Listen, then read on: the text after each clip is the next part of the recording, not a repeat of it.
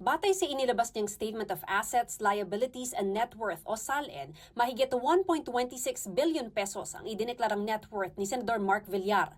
Umabot sa mahigit 656 million pesos ang yaman ni Senador Erwin Tulfo.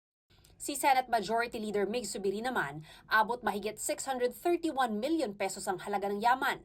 Si neophyte Senator na si Camille Villar nagdeklara naman ng assets na mahigit 362 million pesos. Ang yaman naman ni Senador Ping Lacson aabot sa halos 257 million pesos. Ang yaman naman ni Senador Jinggoy Estrada abot sa 252 million pesos. Si Senador Lito Lapid naman merong mahigit 294 million pesos na halaga ng yaman pero hindi nakalista kung ano-ano ang mga ari-ariang ito. Si Senador JV Ejercito mahigit 179 million pesos ang idineklarang yaman. Si Senador Pia Cayetano naman umabot sa mahigit 151 million pesos ang assets.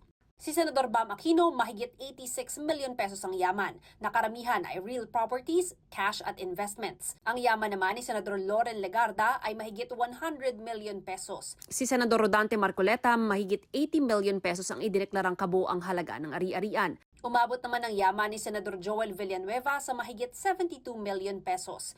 Si Senador Bongo nagdeklara ng mahigit 44 million pesos na kabuoang halaga ng ari-arian. Ang idineklarang yaman naman ni Senador Cheese Escudero ay nasa mahigit 18 million pesos. Nauna na naglabas ng kanilang SALN sina Senate President Tito Soto, Senador Raffy Tulfo, Risa Ontiveros, Win Gatchalian, Kiko Pangilinan at Robin Padilla. Wala pang inilalabas na SALN sina Senate Minority Leader Alan Peter Cayetano, Senador Bato de la Rosa at Amy Marcos.